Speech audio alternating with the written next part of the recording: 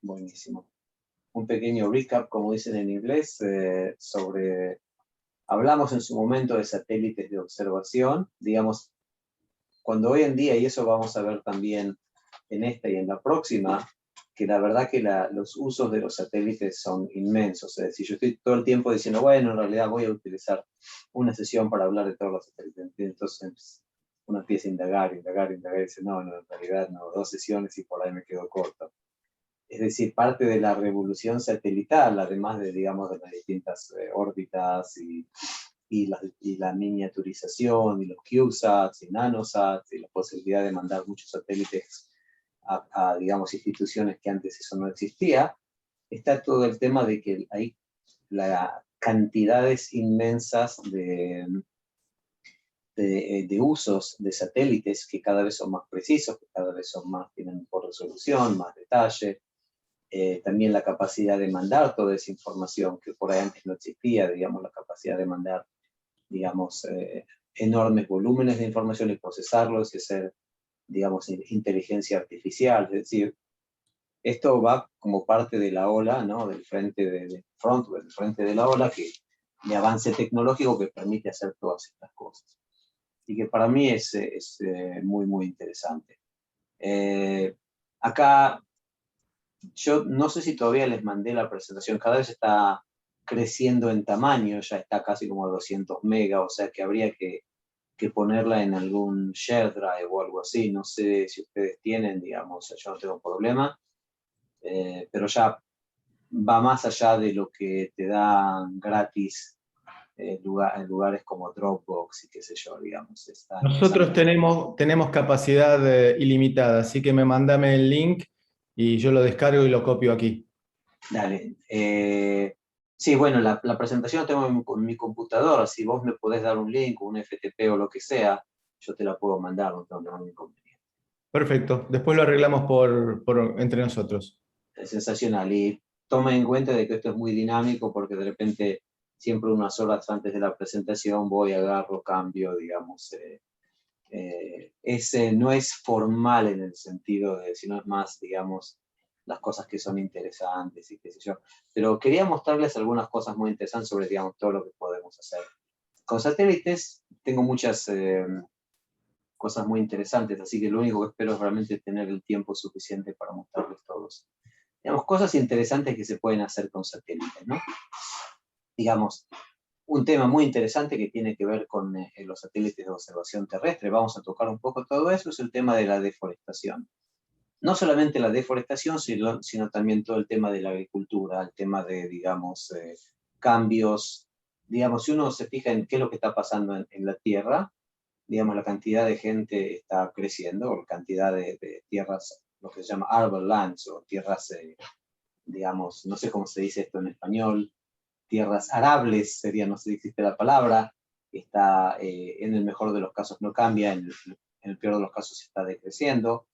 Y toda esta deforestación que, por ejemplo, están haciendo en el Amazonas y en otros lugares, digamos, es un ciclo vicioso, porque lo que está pasando es que, digamos, si uno agarra un ecosistema como el Amazonas, por ejemplo, el Amazonas crea su propio clima, es decir, digamos, ahí hay evapotranspiración, se generan nubes, digamos, hay lluvia, hay putrefacción de, digamos, el material orgánico que se muere, eso a la vez, digamos, alimenta nuevo material orgánico, y digamos, esa capa de topsoil, esa capa de tierra, ¿no? Que está ahí, en el momento que uno hace estas actividades que en inglés se llaman slash and burn, es decir, cortá y quemá, que es lo que están haciendo muchísimo en el Amazonas, ¿no? Para generar, digamos, parcelas para ganado, en algunos otros lugares para generar, digamos,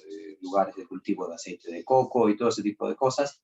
De repente, digamos, muchas veces cuando se generan eso, digamos, y viene la lluvia ya no hay nada no hay ninguna raíz que arraigue todos esos nutrientes a la tierra, digamos, la lluvia lava todo eso y lo que queda es tierra infértil.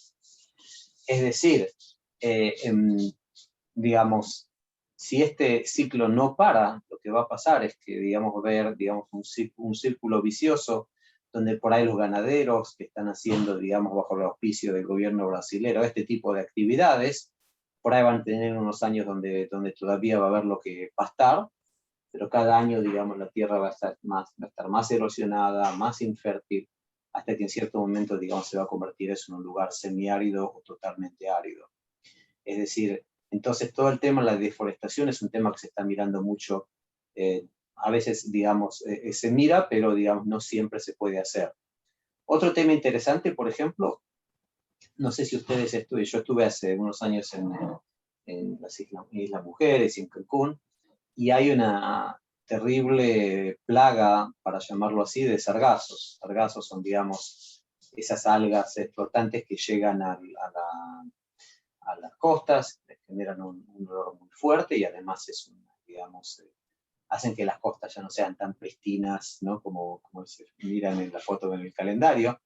Y eso también tiene que ver muchas veces con cambios en, digamos, circulación, con cambios climáticos, con todo tipo de problemas. También hay problemas que tienen que ver con, digamos, lo que se llama el florecimiento de algas en cierto lugar, que de repente también, digamos, generan zonas muertas en el océano.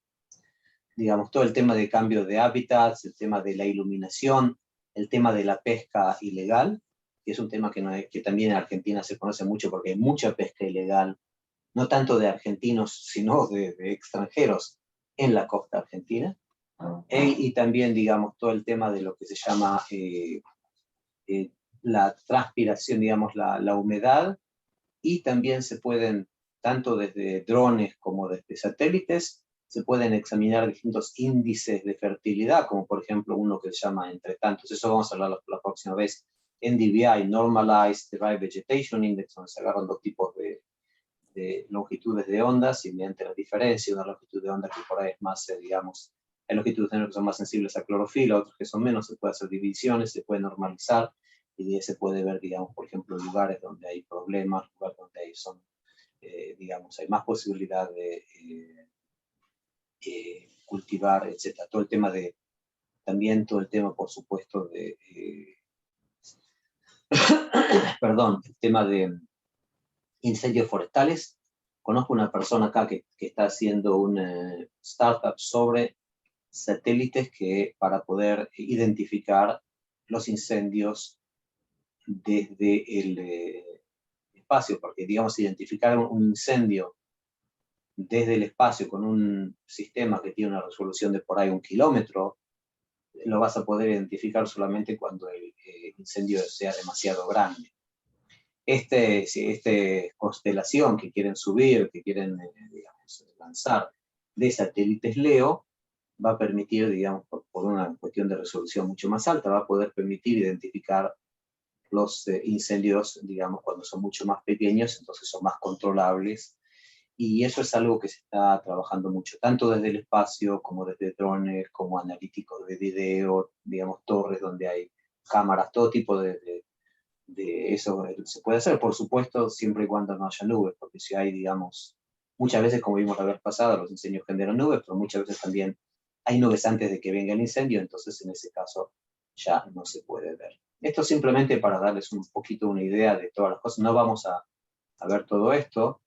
Y lo que yo, Perdóname, Dani, ¿te puedo hacer ¿cómo una no? pregunta? Sí, más de uno. Escuché que, por ejemplo, ¿es posible detectar regiones donde haya cierta riqueza de minerales en la tierra para Sí, orientarte, por ejemplo, a industrias de minas o algo así? sí, hay, digamos, hoy en día análisis de imágenes donde se puede, digamos, examinar el tema de minerales, tanto por digamos, análisis espectral como por morfología y todo ese tipo de cosas.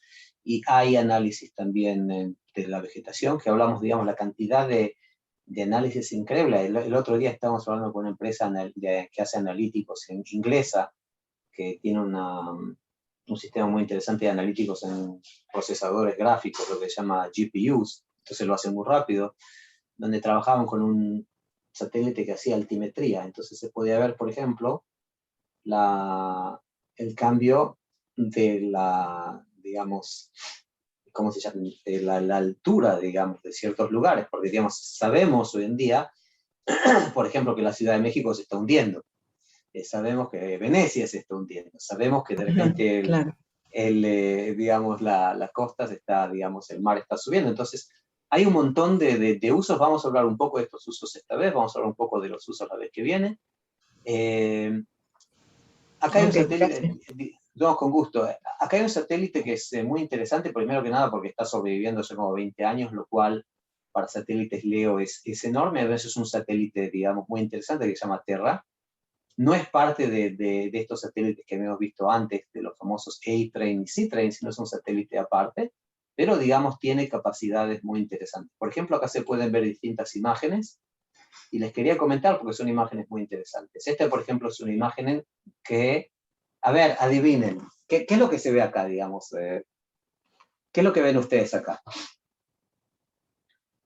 Cuadros Líneas, sembrados, no sé. muy bien, cuadros sembrados. Esa es justamente la de la izquierda. Ahora acá de repente hay un cambio abrupto en la manera de sembrar, ¿no es cierto? En la aridez de la tierra, que desde un lugar a otro lugar. ¿Por qué se genera ese cambio? Porque no es un cambio geográfico, es decir, uno puede decir, bueno, hay una montaña, ¿no? Está el lado que da al viento, está el lado oculto del viento, hay cambios. ¿Qué es lo que puede generar un cambio tan brusco en línea recta? Una frontera. Esta es la frontera entre Ah, México y Estados Unidos. México por abajo, Estados Unidos por arriba. ay, En Dios. la zona de Tijuana, es decir, lo que se ve acá, en la ciudad, es Tijuana. Digamos, la zona más para arriba es tirando para San Diego, la zona más para abajo es Tijuana para abajo, y acá se puede ver, hay una zona muy parecida también en la frontera entre Israel y Egipto, donde, digamos, se puede ver también un cambio muy fuerte en la densidad de vegetación, que tiene que ver con el riego, con el microriego, con el hecho de que de un lado dejan a las cabras comer arbustos y del otro lado no, entonces también, digamos, cuando vienen cabras, digamos, y comen todos los arbustos, de nuevo, no hay nada que por ahí, digamos, fije la tierra, entonces de repente también hay, digamos, problemas de fertilidad. Estas son las cicatrices de los incendios en California. Esto es todo este satélite Terra. Esto es, acá se puede ver, digamos, hablábamos un poco del tema del cambio climático y del tema de la sequía, acá se puede ver, digamos, cómo, por ejemplo, no me acuerdo cuál es este lago, lo tenía porque lo saqué de un archivo de información, pero no me acuerdo, pero acá lo que se puede ver es, digamos, cómo esto puede ser de repente el lago este que está al lado del Hoover Dam, me parece que es ese, pero no estoy seguro. Acá se puede ver cómo, digamos, con los años, el nivel del agua está bajando, ¿no? Acá se puede ver concéntrico, digamos, no anillos, pero digamos arcos concéntricos, de cómo está bajando. Estos es sedimentos, ¿no? Lo que se ve acá son sedimentos. Y esto está pasando en un montón de lados en el planeta. Muchas veces pasa por sequía, pero muchas veces pasa porque se agarra, digamos, la irrigación natural que tenían estos lagos, se la encausa para agricultura. Eso, por ejemplo, está pasando en el Mar Muerto, en Israel, que entonces el Mar Muerto está de a poquito desapareciendo, porque, digamos, el río Jordán, que es el río que alimentaba al Mar Muerto, gran parte de su agua se tomó para hacer agricultura en la zona sur de Israel, que es más árida, en el desierto de Negev. Entonces, hoy en día de a poquito se ve cómo está desapareciendo el Mar Muerto. Es muy triste cuando uno lo ve año con año, es una crónica de una muerte anunciada de un lugar ya muerto. Pero vamos a ver varios lugares en el mundo donde esto pasa, la mano del hombre. Esto es el volcán Kilauea en Hawái, esto es lava cayéndose al mar, ¿no? Digamos, ustedes saben que Hawái es muy volcánico, está el Mauna Loa, el Kilauea, un montón de volcanes. Y esto es interesante, estos son distintos usos, digamos, por ejemplo, de las imágenes de uno de los tantos radiómetros de este satélite, porque tiene un montón. Es el ASTER, digamos, es Thermal Emission Radiometría, pero tiene otros que tienen que ver con las nubes, otros que tienen que ver con digamos, distintos tipos para medir la polución. Es decir, la idea es que cuando uno tira un satélite ya tirarlo con muchos instrumentos porque es caro, y además puedes hacer combinaciones entre las imágenes de los instrumentos. Ahora, una cosa interesante, por ejemplo, este satélite tiene paneles solares acá y tiene paneles solares acá, es decir, tratar de utilizar, de maximalizar la capacidad, y estos paneles solares son en acordeón, es decir, este es un satélite chato, ¿no? Que se puede poner, no sé si vieron cómo tiran los satélites de Starlink, que vienen como una especie de sándwich de satélites, como de 60 satélites, todo en una especie de magazine, ¿no? No sé cómo se dice esto en español. Magazine es como una especie de librería, y entonces van saliendo estantería de satélites y van saliendo así. Entonces muchas veces los satélites se los hace chiquititos, así medio planos, para poder encajarlos y después mandarlos de manera rápida. Otra cosa interesante y terrible es el mar de Aral. El mar de Aral está en Uzbekistán. Es uno de esos tantos desastres que desgraciadamente se hizo en los países de la esfera soviética, donde no hubo Chernobyl, entre otras muchas cosas, donde no hubo una tendencia o un conocimiento o digamos, reconocimiento de los daños ecológicos terribles que se estaban haciendo. Esto es una imagen verdadera. Este era el cuarto, digamos, lago hoy en día, antes de tamaño en el mundo. Y lo que pasó, vamos a ver esta peliculita, porque espero que ustedes escuchen, pero si no escuchan, está, digamos, después les voy a contar qué es lo que pasó. Pero esto de nuevo son satélites. Era el cuarto lago más grande del mundo. En la zona en el sur de Uzbekistán. Era alimentado por era un oasis dentro de una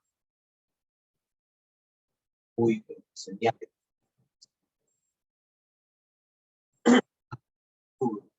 No,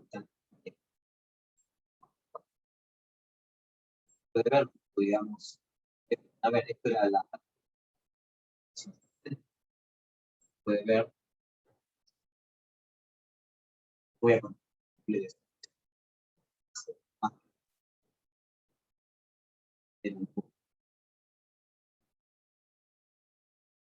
Esto es Ay, perdón, no sé si soy yo, pero se entrecorta. ¿Ustedes se escuchan bien?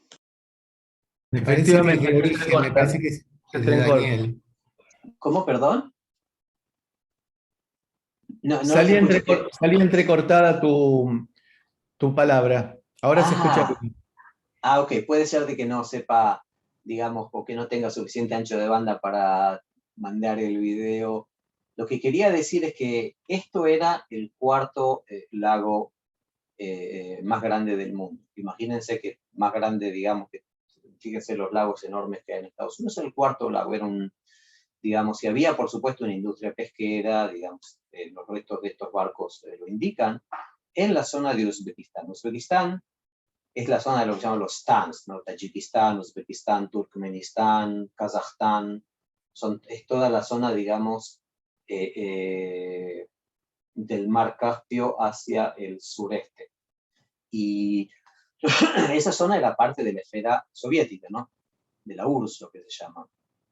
Y lo que hicieron muchas veces los dirigentes de la URSS en esos planes quinquenales, etcétera, era, digamos, dividían la industria entre pesada acá, agricultura allá, un poco también para que ningún país tenga demasiada, digamos, que haya una interdependencia.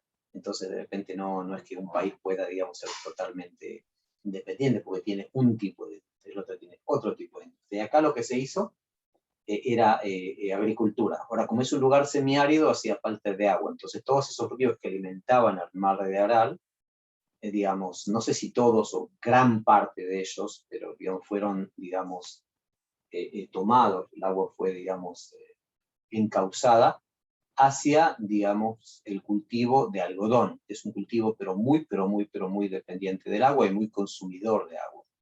decir, no solo hicieron dos pecados ahí. El primer pecado es utilizar ese agua que alimentaba, y el segundo es utilizar un cultivo que en esa zona, digamos, requería, por supuesto, cantidades enormes de agua. Ahora, lo que pasa es, digamos, muchas veces el fondo, incluso de lagos de agua dulce, es salado, pero por la presión, digamos, digamos, no, digamos, esos manantiales o, digamos, de agua salada no eruptan. Entonces, lo que pasa es que muchas veces el mar se vuelve, cuando se está secando, o el lago cuando se está secando, se vuelve cada vez más y más y más salado, hasta el punto que hoy en día todavía hay agua en el mar de Aral, pero hay una densidad terrible de sal que no permite que, es decir, el mar se murió, en otras palabras. Y esto es un desastre, porque ¿qué es lo que está pasando? En lugares, además, donde el fondo del lago está expuesto, está seco y hay un montón de sal. Entonces, cuando hay tormentas de arena o tormentas de polvo, y en ese lugar hay tormentas de polvo, de repente hay tormentas de sal. Es decir, la sal transportada con el polvo cientos de kilómetros se deposita en zonas de cultivo y las vuelve infértiles. Es decir, es una catástrofe a nivel regional. Y todo por una cuestión de ignorancia o opacidad burocrática, no sé cómo llamarlo. Ahora vamos a ver, porque seguramente voy a poder hablar.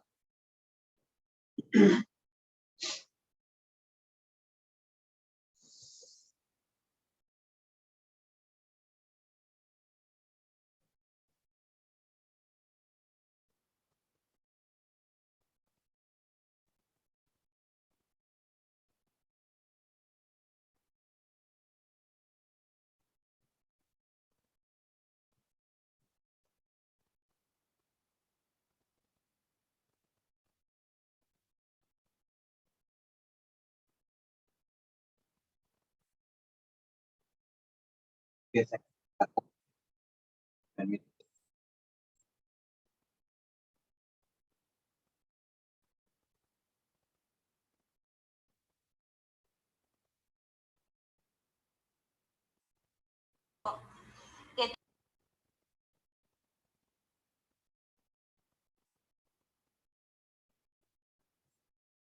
el medio, como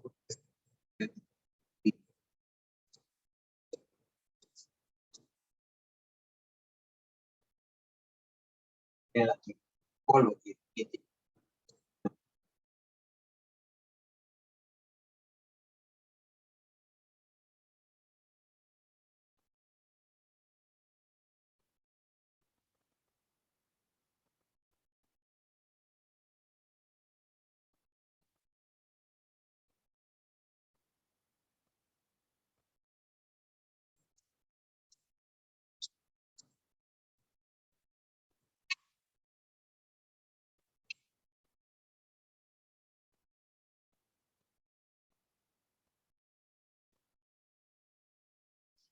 digamos, lo que hicieron en 2005 es, digamos, para poder salvar esta parte, hicieron acá un dique, y entonces esto se está secando y esto más o menos tiene algún tipo de repunte. Pero de todas maneras, perdón, entre esto y esto, de todas maneras, digamos, esto es, acá se puede ver la costa de lo que era el mar de Aral. Entonces lo único que queda es esto que está más o menos reponiéndose de a poquito y todo esto que se está secando. Es decir, es una catástrofe a nivel, digamos, mundial terrible. Ahora, hay miles de imágenes. Yo me acuerdo imágenes de las refinerías en Irak, que se veía muy claramente también de los satélites meteorológicos, como se veía, digamos, el humo de las refinerías de Irak cuando Estados Unidos invadió a Irak y Saddam Hussein quemó todas esas, digamos, refinerías. Entonces ahí también se podía ver. Este es otro desastre ecológico. Este es muy interesante porque me permite también introducir otro tipo de instrumental satelital. Acá lo que se puede ver, digamos, esta es una imagen de lo que se llama, de un equipo, que es esto, que se llama SAR, Synthetic Aperture Radar, es decir, esto es una antena de radar que, digamos, me permite, digamos, tener imágenes, por ejemplo, esta es una imagen nocturna, y a ver, Y adivinen qué es esto. Bah, está escrito, en realidad ni me di cuenta. Esto era el desastre de British Petroleum, de BP, en el Golfo de México en el 2010. Esta es la costa de Luisiana. Y acá se puede ver, por ejemplo, digamos, el principio de el desparramo, ¿no?, que hubo de petróleo por un problema en una plataforma marina en el Golfo de México. Y acá está una imagen distinta. Esta es una imagen de radar, esta es una imagen de un radiómetro visible. Acá se puede ver también, digamos, por distinta reflectividad, la mancha y un procesamiento de la imagen.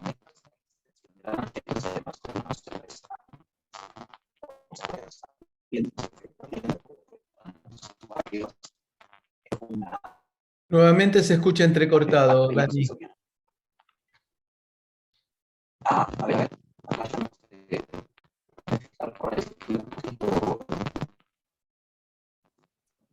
Eso parece más una ficha de micrófono que otra cosa. No, y aparte está congelada la imagen. Y ahí desapareció. Ah, yo lo sigo viendo a la imagen, pero congelada. Oh. Desapareció la imagen de él, de la persona. Sí, está la imagen de la presentación.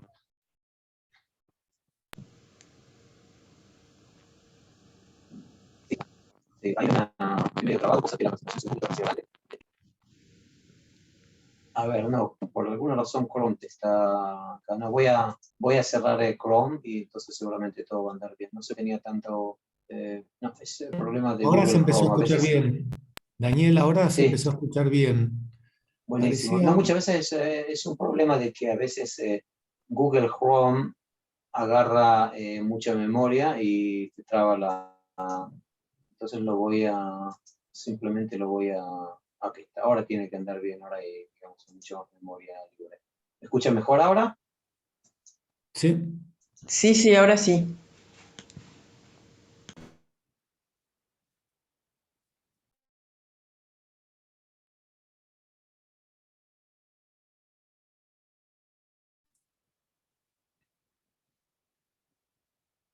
Ahora no escuchamos nada. Sí, justo yo dije ahora sí y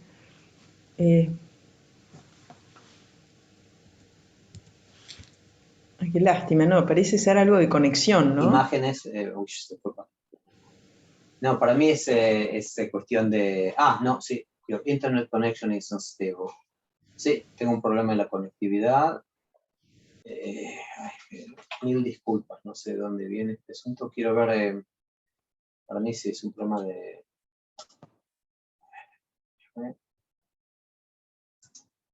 Comando de memoria. Voy a fijar otra vez, porque es un problema de memoria, pero si no. Bueno, puede ser que que el internet tenga hipo, como yo siempre le digo. No, está 33% de CPU, no es terrible. ¿Qué es lo que me está agarrando acá? CPU, System Interrupts. Ok, Zoom Meeting, 8%, no hay nada terrible acá. Entonces sí, voy a ver. Voy a tratar de conectarme con el 2,4 a ver si. Espero que no caiga Voy a tratar de conectarme con el 2,4 que tiene un poco más de rango. Si me desconecto, me reconecto de vuelta y me disculpo. A veces pasa que el 5 es un poco corto.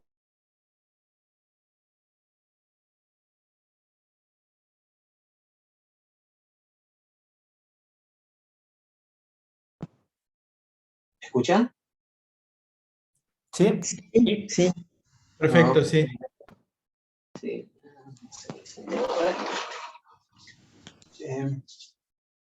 Un segundo. Roncho, ¿está listo? ¿Está derecho la router ya? Ok. Saltó de uno al otro, y si todavía me escuchan, entonces tenemos que estar todo bien. Ok, buenísimo. Esperemos que esto haya resuelto el problema.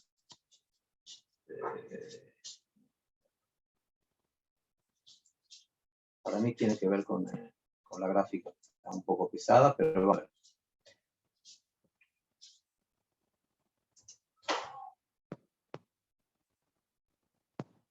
Ok.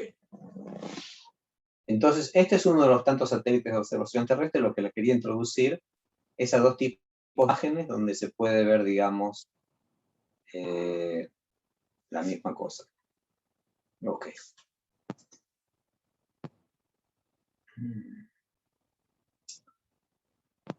No, yo creo que el problema es simplemente que estoy tomando demasiada memoria. Ok. Esperemos que todo siga bien. Ahora les quiero mostrar, digamos, hasta ahora estuvimos hablando de satélites que son satélites, digamos, que orbitan alrededor de la Tierra, ¿no es cierto? Son satélites que digamos, o están en órbita baja, órbita mediana, órbita alta, o en órbita geoestacionaria, ¿no? Que digamos, siempre miran al mismo lugar, y cada uno hablamos de las distintas, digamos, ventajas o desventajas de cada uno de los distintos tipos de órbitas, hablamos de las órbitas de Volnía, de todo tipo de órbitas raras, pero ahora vamos a hablar de lo que se llama puntos de Lagrange. Digamos, hay órbitas específicas que sirven o para la observación solar o para la observación del espacio. Y hay hay 5 puntos, lo que se llama puntos lagrangianos, y ahora les voy a explicar. El primer punto es este, está más o menos a 1,5 millones de kilómetros de distancia de la Tierra, es el L1, después está el L2, el L3, el L4 y el L5. Son puntos súper interesantes. Vamos a ver una pequeña peliculita sobre eso. Está en inglés, pero tiene subtítulos en español. Le agregué subtítulos en español, así que después vamos a ver distintos tipos ¿Para qué sirve eso? ¿Para qué es bueno? ¿Qué tipo de satélites hay ahí? ¿Qué tipo de misiones se hace ahí? Para mí es muy interesante porque un poco sale de, digamos, lo usual, ¿no? Siempre hablamos de satélites en tal órbita, estos son satélites un poquito distintos, y hay una razón física específica para que esos puntos existan. ¿Ok? Entonces vamos a ver ahora una peliculita, espero que...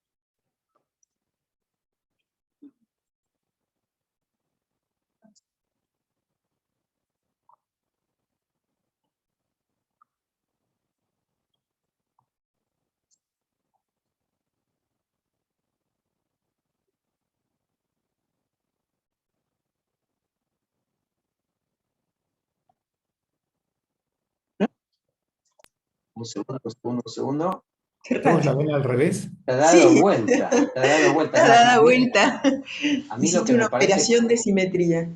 Sí, a mí me parece que lo que simplemente lo tenía que haber hecho esto. A ver, ahora tiene que andar bien. No, a ver, si lo hago así, está divertidísimo, nunca me pasó. Hoy estoy medio accidentado hoy, así que me van a disculpar. Me parece que era demasiado ambicioso este proyecto de tantos videos. A ver,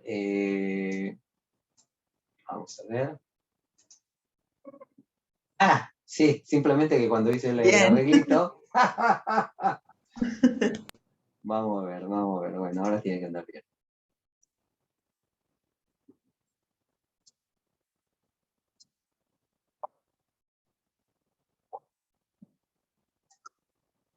Ay, Dios.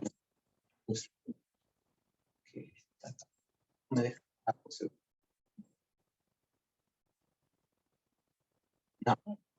No. Tengo de... Vamos a... ¿Ustedes me escuchan? Sí. Buenísimo. Lo que está diciendo, digamos, es que el 5 tiene que ver, digamos, con, digamos, que se llaman puntos de Lagrange, donde las fuerzas entre el Sol y la Tierra se balancean de tal manera que permiten, digamos, órbitas que de conexión no se permiten. Yo voy a dar específicamente. Esas órbitas ven acá, que son punto 1, punto 2, punto 3, punto 4, punto 5, en alguna de esas órbitas se ponen satélites. Si acá se ponen satélites que miran al Sol, imagínense, el punto 1 es un punto de que no está eclipsado por el Sol, entonces siempre puede mirar al Sol. Y a la misma velocidad la Tierra, ¿cuál es? Porque si está un poco más cerca del Sol tendría que girar más rápido, pero de todas maneras gira en la misma velocidad que la Tierra. Y la razón, bien hay una atracción de la Tierra, es decir, Si no, la Tierra no hubiera punto 1, digamos que haría más rápido. Como la Tierra está acá, digamos, la suma hace que digamos, ir un poco más despacio, digamos, la posibilidad de girar la misma velocidad angular que la Tierra. Este es el punto 1. El punto 2 es exactamente igual, pero porque este tiene que girar más despacio, pero ahora, digamos, el suma de la gravitación de la Tierra y el Sol, es decir, la gravitación de la Tierra y el Sol se suma.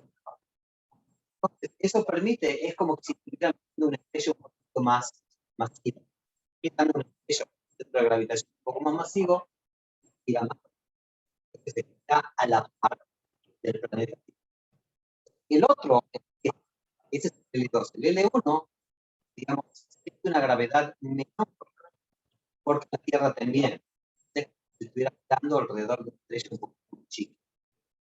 Entonces, en el punto 1, es un punto que permite mirar a la Tierra y al Sol de manera constante, es decir, ese punto 1 mira al lado iluminado de la Tierra y mira al Sol al tiempo, digamos, en velocidad de voz. Entonces, se ponen misiones y miran la Tierra y miran el Sol. Es el punto. El punto 2 es un punto también muy interesante, porque es el punto donde, digamos, la Tierra oculta de alguna manera el Sol, especialmente, y además la Tierra nunca va a eclipsar. Entonces el punto 2 es un punto donde se ponen telescopios, de todo tipo de misiones. Entonces, por eso son puntos muy importantes. Ahora, estas misiones, digamos, estos puntos, digamos, estables, puntos que son estables, es como una bola sobre, digamos, una bola buena. Entonces, si hay alguna disturbación que tiene, por ejemplo, con los planetas, supuestamente, entonces el satélite sale. Entonces, por eso tiene que, digamos, tener también para, digamos, hacer. El punto número 3 es un punto oculto. El Sol, digamos, oculta este punto de la Tierra. Del otro lado, entonces, en muchos cuentos de ciencia ficción o muchas teorías sobre ovnis, de que, digamos, sería interesante abrir una base en este punto, el punto número 3, porque nunca no se puede ver, pero esa libertad y la notable. Y ahí está el punto número 4, el punto número 5, que también por la suma vectorial de la gravitación de la Tierra a la gravitación del Sol, hay puntos que son estables, se llama el T4 y el T5. Y en esa zona, alrededor, por ejemplo, de Júpiter, en la órbita de Júpiter, hay un montón de asteroides. Estos asteroides se llaman los asteroides. Júpiter tiene una terrible gravedad y de alguna manera compensa un poco la gravedad del Sol, pues encuentra esos lados de acumulación de asteroides que son asteroides troyanos. Muy interesante porque, digamos, permite, digamos, toda esa capacidad. Entonces tenemos acá, para resumir, tenemos el punto número 1, el punto número 2. El punto número 1, hay misiones que examinan, por ejemplo, el viento solar. Hablamos hace unas sesiones del viento solar. Entonces muchas de las sondas o satélites que miran el viento solar están acá. Miran el Sol, miran las eyecciones coronales, miran el campo magnético del Sol, miran el Sol en distintas longitudes de onda, y vamos a ver un poco ese tipo de satélites. Y después del lado L2, que es un lado que, digamos, nunca está ocultado por la Tierra ni por el Sol, entonces tiene una visión mucho más amplia hacia el espacio. Ese punto es donde se están poniendo ahora, por ejemplo, se van a poner ahora, este año van a mandar ahí el observatorio que se llama James Webb. Vamos a hablar un poco de eso, que es, digamos, el heredero del Hubble. Tiene vamos a ver una comparación entre el James Webb y el Hubble. Tiene un espejo bastante más grande y además va a tener una órbita preferencial. Y ahí también hay otro satélite muy interesante, otra sonda muy interesante que se llama Gaia, que es también un telescopio y un interferómetro, que permite también hacer, hizo un mapeo muy interesante de la Vía Láctea y paralelaje de parallax y un montón de estrellas para ver la distancia. Eso lo vamos a ver ahora. Perdóname, Dani, yo por ahí me perdí algo, pero en los puntos L1 y L2 vos estás hablando de satélites que orbitan alrededor del Sol, Claro, que están exacto, exacto. orbitando. Ok, y la Luna no es una perturbación despreciable. La Luna, claro, porque supuestamente la Luna está a 300.000 kilómetros de distancia, más o menos. Esto está a 1,5 millones de distancia tirando para el lado del Sol. Y en ese punto, digamos, si la Tierra no existiera y te vas 1 kilómetro, 1,5 millones de kilómetros camino al Sol, entonces cualquier cuerpo, digamos, sea digamos, artificial o natural, en ese punto tendría que girar más rápido que la Tierra, ¿no? Pero ¿qué es lo que pasa? Cuando pones un punto ahí, entonces ese punto, digamos, la Tierra tira para un lado. Es Claro, decir, claro. hace que el Sol sea como un astro efectivamente con menos masa. Entonces, eso permite una órbita, digamos, más rápida, perdón, más lenta. Entonces, esa órbita en ese punto va a la par con la Tierra. Lo mismo Perfecto. del otro lado, lo mismo del otro lado. Y lo mismo del lado L3. L4 y L5, digamos, es más una suma vectorial entre la gravitación del Sol y la Tierra, que son áreas de acumulación. Estas áreas de acumulación son estables, estas son metaestables. Entonces, lo que pasa es que cuerpos, muchas veces que están acá, orbitan alrededor del punto L1, L2, no se quedan. Entonces, esas órbitas se llaman órbitas de Lisa-Yu. Cualquier persona que anduvo estudiando en el Sí, laboratorio siempre hacía ¿no? las Los dibujitos figuras. las figuras de Lisa-Yu, era siempre Sí. divertido con los osciloscopios, ¿no? Bueno, ahí hay figuras de Lisa-Yu naturales, y eso lo vamos a ver ahora. Entonces, acá vemos, por ejemplo, que este es el observatorio James Webb, que todavía no salió. Se puede ver dos cosas interesantes. La cara del observatorio está mirando hacia el espacio, entonces no tiene problemas, digamos, y además tiene una especie de protección acá, que se puede ver que es más o menos un rombo, y la pregunta es ¿por qué? Bueno, un poco para, digamos, hay dos cosas ahí. Primero que nada, hay paneles solares del otro lado, pero también eso permite también que el sol moleste menos, que haya menos problemas de iluminación. Entonces, este es el James Webb y lo vamos a ver. Este es el Gaia. Es otra sonda, que esta viene del ESA, del European Space Agency, y esta ya está. Y acá se puede ver la simulación de lanzamiento. Este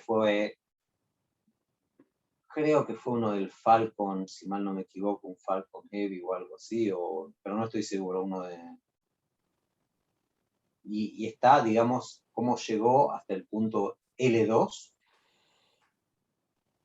y acá también abre un protector solar para que el sol, digamos, acá se ven tanto los paneles solares como el protector.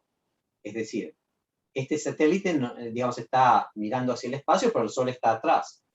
Entonces, para no molestar. Y lo que tienen acá, digamos, va girando y va mapeando el cielo, porque acá hay aperturas donde entra la luz, y acá hay, digamos, espejos, y acá se puede ver la figura de Lisa-Yu que hace alrededor del punto L2. Muy interesante, son órbitas muy interesantes, y me pareció interesante es un poco salir porque son también satélites, ¿no es cierto? Digamos, por lo menos en mi definición. Y acá se puede ver, entonces, lo que está haciendo, además, como va girando, digamos, permite, digamos, hacer un mapeo grande, y hizo un mapeo muy interesante de un primer mapeo completo de la Vía Láctea. Y acá, Dani, digamos... respecto de eso, tengo una pregunta en dos. ¿Cuántos de Dale. esos satélites hay? Y si tiene sentido preguntarse cuál es el tamaño de esos puntos. El tamaño, digamos, la órbita Lissajous alrededor del punto L2, creo que era, no me acuerdo si decía 600.000 kilómetros, pero no estoy seguro, me puedo fijar. Me parece, pero no lo voy a corroborar, que me parece que la órbita Lissajous alrededor de L2 es más o menos 600.000 kilómetros, y es una órbita que se están poniendo satélites ahora. Digamos, yo voy a mostrar 2 satélites en órbita L1 y 2 satélites en órbita L2. El satélite son 2 satélites muy interesantes. L1 dijimos, vamos a ver de nuevo el L1, tenés 2 ventajas. Lo primero, estás mirando todo el tiempo el lado iluminado de la Tierra. Es decir, no tenés noche porque todo el tiempo estás, ¿no?, entre el Sol y la Tierra, y todo el tiempo vas girando a la misma velocidad que la Tierra. Digamos, entonces, no estás girando alrededor de la Tierra, estás girando alrededor del Sol a la par de la Tierra, ¿no? Y entonces estás viendo todo el tiempo. Y esto se puede ver acá. Ahora, ¿qué es este bicho que pasó recién? La luna. La luna. No solamente la luna, ¿qué lado de la luna? Acuérdense de Ah, Pinky. qué bueno. El lado oscuro de la luna. Sí. Porque la luna está en lo que se llama resonancia gravitacional o gravitational lock con la Tierra. Es decir, la luna tiene un lado oscuro porque, digamos, gira en sincronía alrededor de la Tierra de tal manera que nunca se puede ver qué es lo que está del otro lado. Mercurio tiene la misma condición en relación al Sol. Digamos, cuando los planetas están muy cercanos digamos, en este caso, una luna a un planeta madre o un planeta a un Sol, muchas veces, digamos, se encuentra ese tipo de lo que se llama gravitational lock, ese tipo de resonancia gravitacional donde siempre se mira. Entonces, por ejemplo, Mercurio tiene un lado que mira al Sol que es terriblemente caluroso y tiene un lado oscuro del Sol que está, digamos, que es muy frío, porque no hay nada que caliente ahí. Y entonces, eso también tiene que ver muchas veces con cuáles son los lugares, por ejemplo, digamos, las estrellas más frecuentes en el universo son, digamos, lo que se llama las enanas rojas, ¿no? Digamos, que son más chicas que el Sol. Entonces, la zona habitable está más cerca de la estrella. Entonces puede haber un punto que esté tan cerca que de repente entonces puede haber vida en un planeta que tenga una cara mirando a la estrella y una cara afuera de la estrella.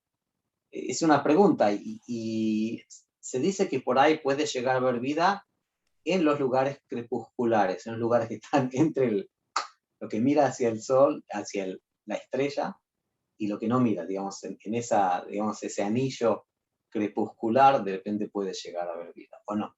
Es una pregunta interesante. Entonces, este es el Deep Space Climate Observatory, que tiene un lado que mira al Sol y un lado que mira a la Luna. El lado que mira al Sol, más que nada, mide el viento solar, todo tipo del flujo de partículas y todo tipo de cosas, y el otro lado mide la Tierra en un montón de longitudes de onda y puede ver un montón de cosas como polución, tormentas de arena y también la altura de la Tierra.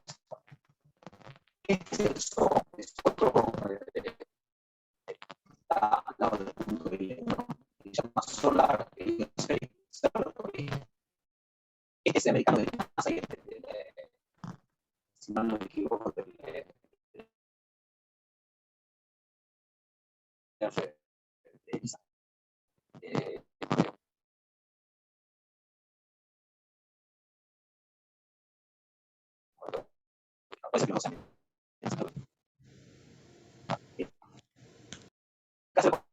ejemplo, Dani, yo no se escucha nada, perdón. Si te perdimos, Dani. Yo por de pronto. Sí, sí, se fue escuchando cada vez peor, pero yo un punto donde no se llega a entender. Ay, de nuevo se me... Sí, me van a disculpar, no sé cuál es el problema. Para mí es cuestión de que tengo demasiadas cosas en el PowerPoint y mi computadora está un poco cargada, pero espero, ¿ahora se escucha mejor? Ahí se escucha, sí, sí. Sí.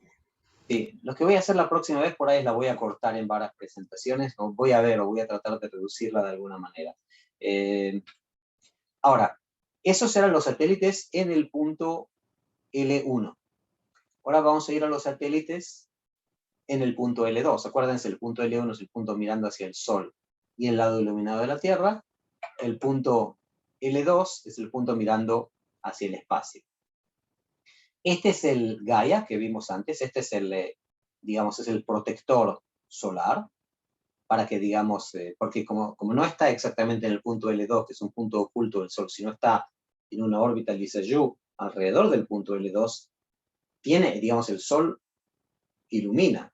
Entonces, tiene que tener una pantalla para que, digamos, la radiación solar no joda, digamos, la apertura, digamos, la luz que entra acá, que tiene que ser. Entonces, para que haya, digamos, una buena sensibilidad, para que el Sol, entre otras palabras, en buen criollo, no joda, entonces, y esto todo gira, y entonces acá se hacen los escaneos. Tiene dos aperturas, y este es un escaneo muy interesante que hizo de la Vía Láctea, donde acá se ve la Vía Láctea y todo esto son las estrellas, porque imagínense, está girando todo el tiempo.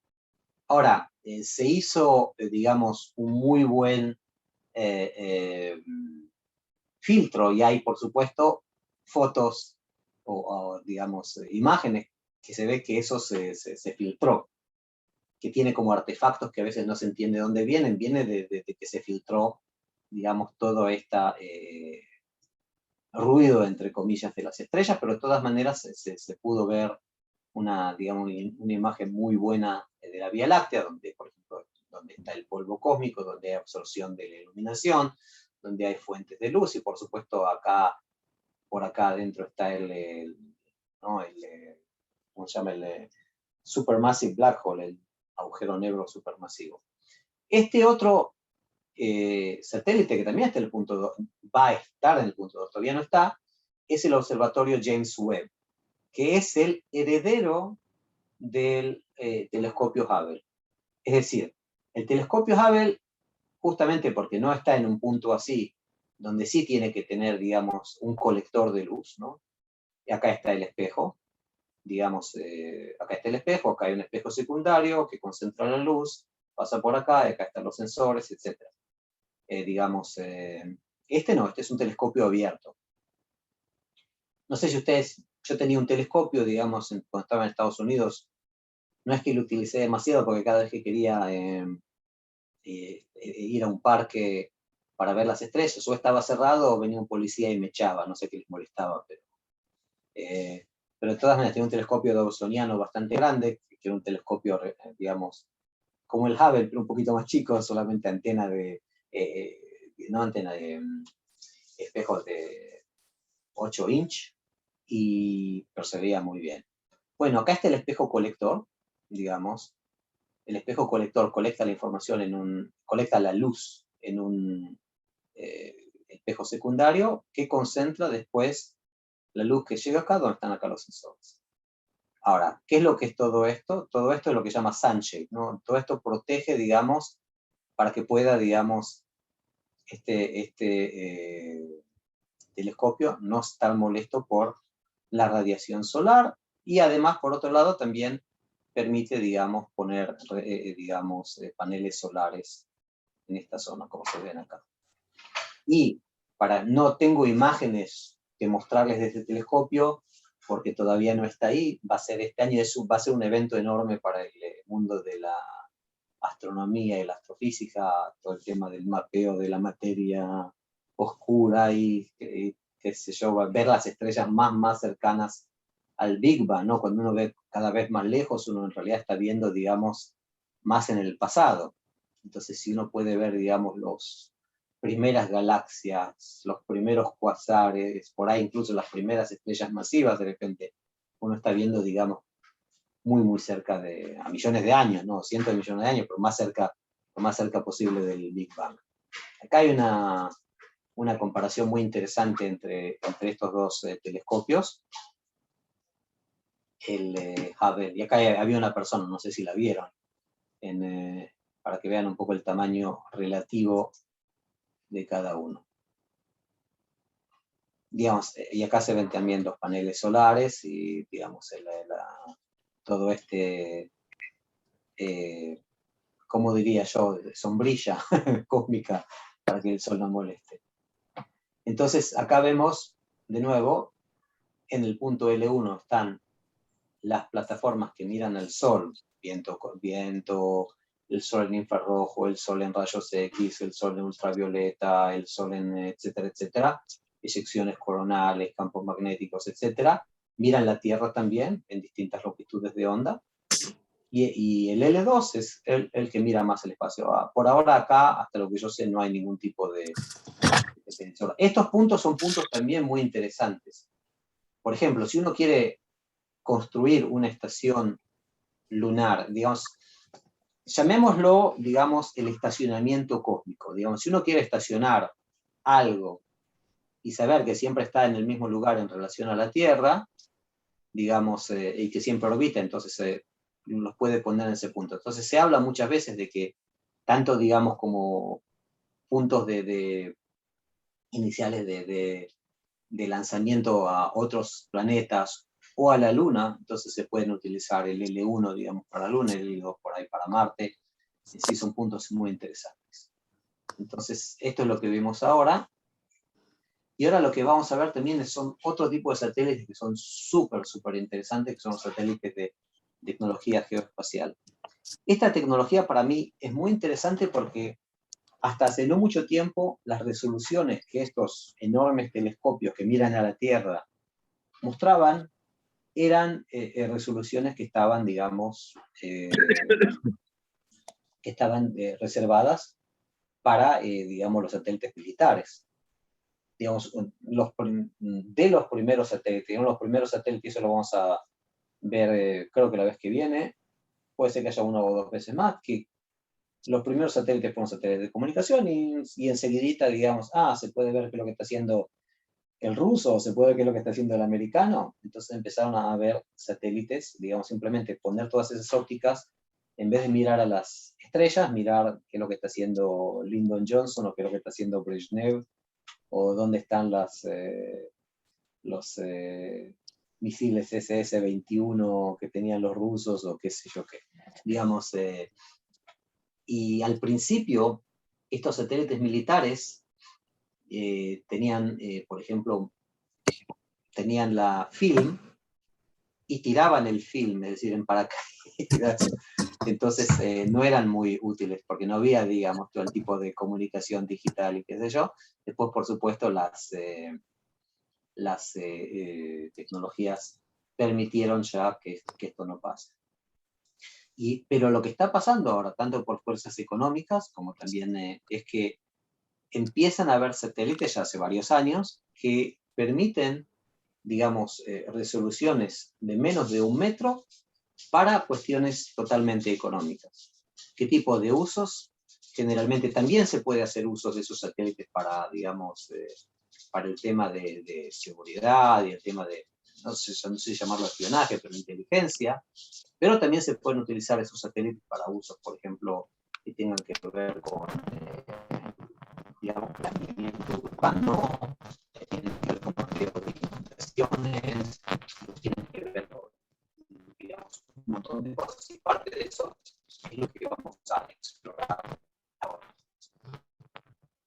Y estoy agarrando los satélites de una compañía, no porque tengo opciones de esa compañía, varias compañías de este tipo. Esta se llama Maxar, es una que también, digamos, construye satélites y también, digamos, para otras compañías, pero también tiene sus propios satélites. Y acá se puede ver, digamos, la historia. Hoy en día, digamos, los satélites están saliendo ahora, son lo que se llama WorldView, tienen 20 metros de resolución. Pero no es mucho. Pero no solamente eso, sino Yo no te que estoy escuchando, Dani, no sé el resto. Ay. Ahora, ¿no me están escuchando? Me re disculpo, no sé cuál es el tema. Tengo un problema acá que inesperado. Ahora sí, Generalmente pero todo lo mi anterior internet. no. ¿Qué es lo que no? Voy a volver, no pasa nada. ¿Desde qué punto no? Empecemos esta parte. Esta parte sí la escucharon, ¿no? Sí, hasta que dijiste la resolución del metro, y eso yo por lo menos escuché yo, no sé el resto. Sí, de acuerdo. Seguramente, sí, no sé qué está pasando. Algo, tengo un problema de memoria que no sé de dónde viene. Está como trabado y no sé. Tendría que hacer un reboot a la computadora, pero no quiero parar la sesión. CPU, System Interrupt, Marcelo, sí. Marcelo, yo no sé cómo está el tiempo con el horario y lo que habían Eh, hablado. sí, podemos extendernos unos 5 minutos más, si te parece, Dani, Dale. Sí, para sí. recuperar las... Y mil disculpas, no sé qué es lo que está pasando. Yo creo que tiene que ver con que el PowerPoint es muy grande, pero es mi análisis amateur sin tener demasiada posibilidad de meterme y hacer un reboot. Puede ser que haya está trabado en mi compu, ¿no? La verdad que no sé. Sí, vamos a hacer 5 minutos, después seguimos la semana que viene, ¿ok? Ahora, es muy interesante porque fíjense, un satélite comercial que permite tener una resolución de 30 centímetros. 30 centímetros, ahora les voy a mostrar lo que es 30 centímetros de resolución, pero no solamente eso, sino que acá hay otros tipos de parámetros. Por ejemplo, el parámetro que se llama CE90, que es decir, que estoy seguro de lo que estoy viendo, que el 90% de las cosas que estoy viendo están hasta 5 metros. Mi error lateral o vertical puede ser de 5 metros, que es un error muy bueno. Es decir, si yo quiero hacer una geolocalización y tengo ese tipo de capacidades, es muy bueno. Fíjense que los satélites anteriores tenían capacidades mucho menores. Y también un error de lo que se llama root mean square, muy chiquito, que me permite también, digamos, todo esto es, por ejemplo, para el tema, por ejemplo, de planeamiento urbano, para el tema de movimiento, digamos, de movimiento de terrenos, de geolocalización. Todo eso me permite, digamos, tener esa posibilidad de tener una muy buena resolución y una muy buena localización, lo cual es importante. Estos son los satélites que hoy en día están dando vueltas. Ahora, fíjense, por ejemplo, vamos a ver un poco acá. Si tengo 1 metro, y acá, por ejemplo, tengo acá vehículos que, digamos, son, en este caso son lo que se llama self-propelled guns, son howitzers, digamos, son cañones de 122 milímetros, es un cañón bastante grande. Acá en 1 metro, yo sé que hay algo acá, pero no tengo idea qué es lo que es. Hay un tipo de vehículo, pero no tengo idea si es un vehículo de bomberos, o es un camión, o si es un...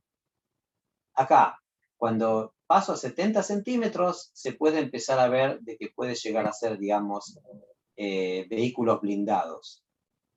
Cuando llego a 50 centímetros, digamos, ya me están pareciendo como tanques o cañones, porque se divisa acá algún tipo de cañón, tiene una torreta, lo que se llama, digamos, hay una cierta posibilidad. Y cuando llego, digamos, acá a 30 centímetros o 25 centímetros, a ver, ¿cuánto es esto? 30 centímetros, que es la resolución, acá ya se puede ver mucho mejor. Se ve que acá la torre, se ve acá el cañón, y se ve que estos están, digamos, y de esa manera se pueden ver, digamos, instalaciones militares, se pueden ver misiles, se pueden ver un montón de cosas. Es decir, esta es definitivamente una resolución que hoy en día se da de manera comercial, pero también, también tiene usos militares. Por supuesto, los satélites militares pueden tener resoluciones más bajas, pero más altas, perdón, digamos, granularidad, digamos, resoluciones más altas. Pero, ¿A qué de todas distancia maneras, está ahí el satélite? ¿A estos qué satélites están, si mal no me equivoco, digamos, los satélites militares son bajos, están entre 150 a 300 kilómetros de altura. Estos están, es una buena pregunta, me voy a fijar ahora, porque la verdad que no me acuerdo. Veamos, si me esperan un segundo se lo voy a decir, pero son LEO, digamos, son Low Earth Orbiter. World View Height, World View Orbit Height, 617 kilómetros. Digamos, ahora, si uno quiere comercial, y no está interesado en ese camioncito que le estamos tratando, sino en ver planeamiento urbano, en ver una marina, en ver un aeropuerto, en hacer ese tipo, entonces uno necesita, digamos, estar un poquito más alto para tener un campo de vista un poco más grande. Entonces, digamos, ahí está el juego, digamos, yo en este momento no quiero ver a alguien leyendo el diario asumiendo de que haya un satélite que pueda hacer esas cosas, sino lo que yo quiero hacer es simplemente ver, digamos, una zona, ver el crecimiento urbano, ver cambios en médanos, ver, digamos, el tema de transporte marítimo, ver aeropuertos, ver, por ejemplo, crecimiento, hacer estimaciones de números de aviones y posición, digamos, todo lo que tiene que ver con la observación terrestre inteligente. Y mucho de eso también se puede ir, digamos, a zonas también de agricultura, minerales, etcétera, porque se mira esto en más de una longitud de onda. Entonces acá se puede ver, por ejemplo, y tengo acá también, no sé si voy a llegar porque estamos un poco tarde, era hasta una hora, ¿no? Una hora y pico, ¿no? Entonces ya estoy un poco, yo tengo 15 minutos tarde, ¿no? Me disculpas, pero tiene que ver con todas estas interrupciones que tuve que... Fíjense, este es un avión de Star Alliance, no sé si ustedes alcanzan a ver, un avión de Star Alliance de 4 motores, seguramente es un Airbus, no sé, el 340 o algo así, y esto es un aeropuerto, ¿no? Estas son lo que se llaman las pistas de taxi, acá están las pistas de aterrizaje, las pistas y acá hay una, acá hay otra, y acá simplemente, acá se ve incluso también las indicaciones, ¿no? De todos estos lugares. Entonces, y fíjense acá también, en una zona donde de repente se ve, digamos, todos los autos, y estos tipos, digamos, tienen también la capacidad de hacer una inteligencia artificial e incluso mejorar la capacidad de incluso también hacer fotos tridimensionales, como se puede ver acá, y también, por ejemplo, cuando se aplica lo que se llama analíticos de video, se puede hacer lo que se llama análisis, digamos, donde se puede identificar, por ejemplo, barcos en una marina, autos en una intersección, etcétera, etcétera. Entonces, la idea un poco es, y hay muchísimos usos de esto, eso lo vamos a ver por ahí un poquito, porque empezamos a ver este tema, vamos a verlo un poco más adelante, muchísimos tipos de usos de este tipo de satélites que permiten realmente hacer una exploración, además de todos los temas militares que son para mi gusto menos interesantes, la cantidad de cosas que se pueden hacer acá a nivel de urbanización, de todo el tema de polución, de todo el tema de incendios, de todo el tema de tráfico, tanto marítimo como aéreo, como tráfico terrestrial. Para mí son cosas súper interesantes.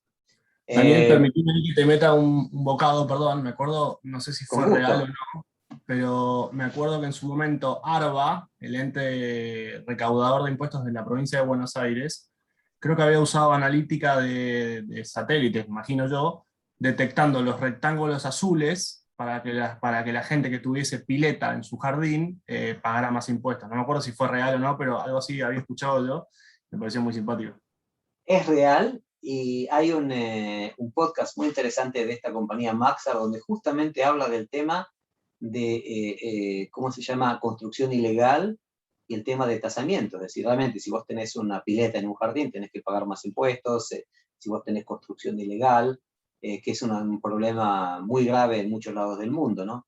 Digamos, porque la construcción ilegal, por ejemplo, para dar un ejemplo, las favelas o digamos, vamos a hablar un poco más de este tema, y yo sé que estoy robando un poco de tiempo, me disculpo. No sé cuál es la próxima reunión, la próxima sesión, pero al que estoy robando tiempo me disculpo. Muchas veces lo que pasa es que hay terribles desmoronamientos de favelas en ciudades como Caracas o Río de Janeiro, otras ciudades donde se construye sobre la ladera de la montaña. De nuevo, el problema está en que lugares donde había vegetación con raíces que digamos, arraigaba a todo el terreno ese, Entonces de repente eso ya no existe y lo que hay ahora, digamos, son casas que están construidas, pero también, digamos, no con cimientos fabulosos, sino construidas más o menos como dicen en italiano, la voglio dire, y vienen, sabemos que el cambio climático, entre otras cosas, trae, digamos, lluvias más torrenciales, porque hay más, digamos, energía potencial térmica en el mar, por ejemplo, o en general, porque hay más calor. Entonces, de repente, eso genera desmoronamientos y también toda esa urbanización que no permite que haya lugares donde se absorba el agua, porque donde antes había tierra que podía absorber el agua, ahora hay asfalto, entonces de repente el agua no tiene dónde ir, se acumula e inunda. Eso se ve muy bien, por ejemplo, en lugares como Génova, en el norte de Italia. En su momento hicimos un trabajo interesante de cómo hacer telecomunicaciones, porque estas telecomunicaciones es un lugar donde hay ese tipo de emergencias. Ahí también los satélites de telecomunicación pueden ser muy, muy importantes. Realmente 1000 perdones por el tema de la comunicación, no tengo idea qué es lo que pasó, voy a examinarlo para que no pase otra vez. Si tienen alguna pregunta ahora, si tenemos tiempo, si no, email, y voy a ver cómo paso esta presentación al FTP de ustedes o al lugar donde ustedes tengan almacenamiento. Muchas gracias, Dani. No, con gusto, con gusto. Si tienen Dani, alguna con pregunta... respecto a la presentación, ahora te mando una alternativa por WhatsApp. Dale, fenómeno. Genial. Bueno, no sé quién le paso la palabra al siguiente, no sé quién es.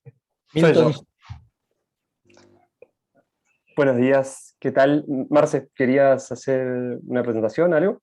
Y bueno, Milton Sosa es el hijo de un apreciado colega que estaba radicado en Alemania y nos contactamos para un trabajo en la especialización de sistemas embebidos de la UBA. Y bueno, desde entonces mantenemos un fluido contacto casi diario y realizó un trabajo de fin de carrera muy interesante que me parece que es bueno que compartirlo. Actualmente está radicado en Londres trabajando y es un trabajo vinculado con Internet de las Cosas, que fueron los primeros temas que vos encaraste en su momento, Dani, y que creo que es de bastante interés para nosotros debido a las características de nuestro país, que es tan grande, en el cual es muy difícil supervisar el estado de equipamiento, y en este caso de transformadores y de las redes de distribución, a grandes distancias. Bueno, Milton, gracias por participar. Todo tuyo. Bueno, gracias Marce por la presentación. Buenos días a todos. Como voy a empezar a compartir mi pantalla y